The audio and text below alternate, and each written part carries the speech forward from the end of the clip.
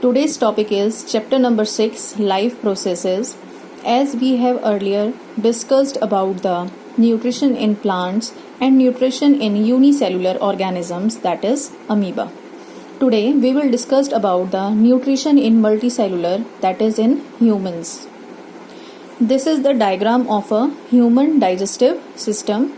You have already studied in the previous classes. You can see and you can draw also this diagram.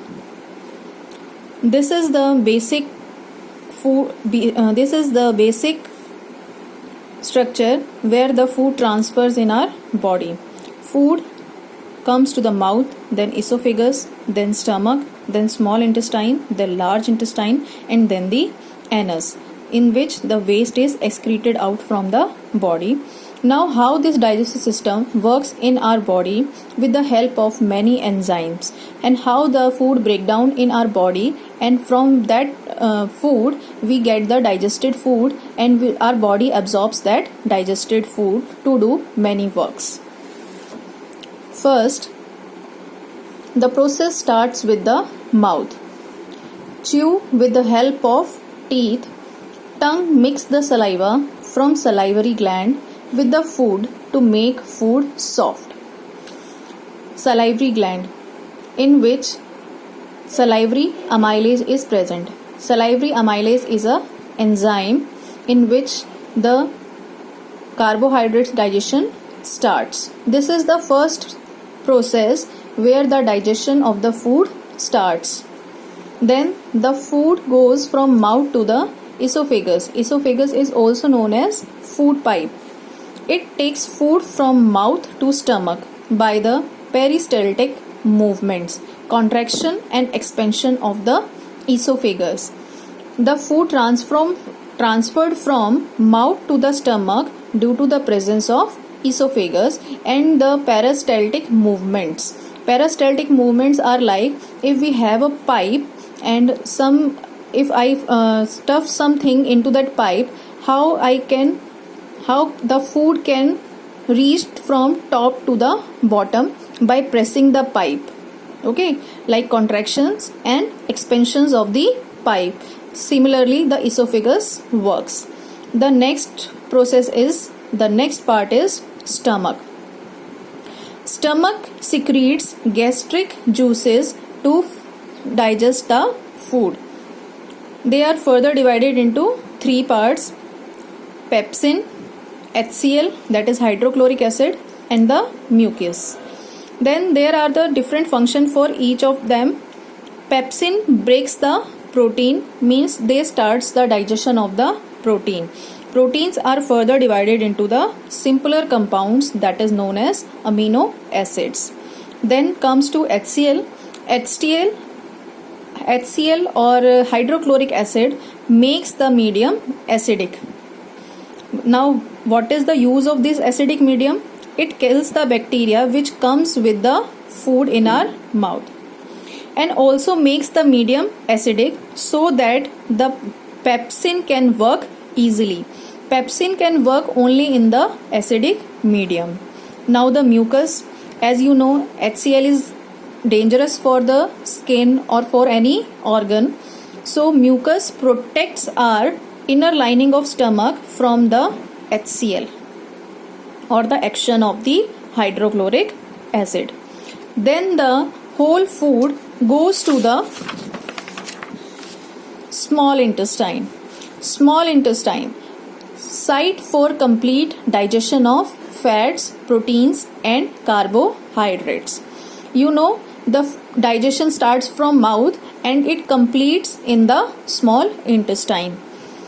Small intestine secretes intestinal juices to convert carbohydrates into simpler form, glucose, proteins into amino acids, fats into fatty acids, and glycerol. Although the two glands, liver and pancreas, also secrete their juices or their enzymes into the small intestine to break down the further complex foods. Liver secretes bile juices. What is the function of that? break down fats into large to small globules, makes the acidic medium alkaline. You know that in the stomach, HCl creates the acidic medium so that pepsin can work, but the bile juices changes into the alkaline medium so that pancreatic juices means pancreatic enzymes can work. Now pancreas secretes pancreatic enzymes. It secretes two enzymes, trypsin and lipase. Trypsin breaks down protein and lipase breaks down fat. Then the villi, as you already know about the villi, they are the small outgrowths in the inner side of the small intestine, absorbs the digested food. They absorbs the digested food, means the complete digestion happens in the small intestine. Then the undigested food comes to the large intestine. Large intestine absorbs excess of water, rest of unabsorbed material is removed. Means all the digestion completed in the small intestine.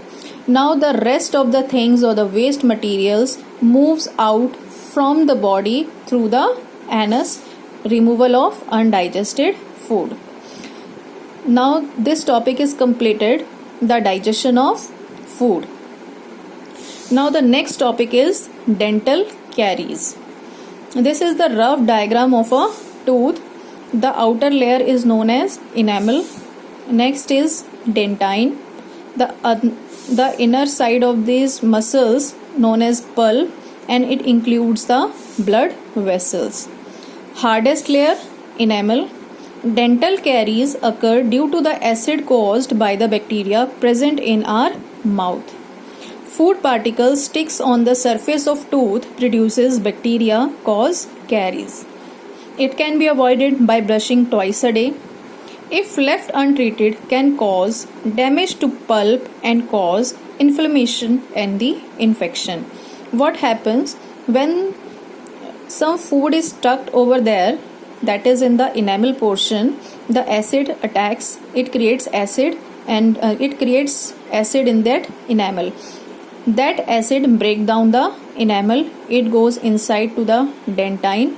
Then when it goes inside and touches our pulp, it causes irritation and pain and causes infection.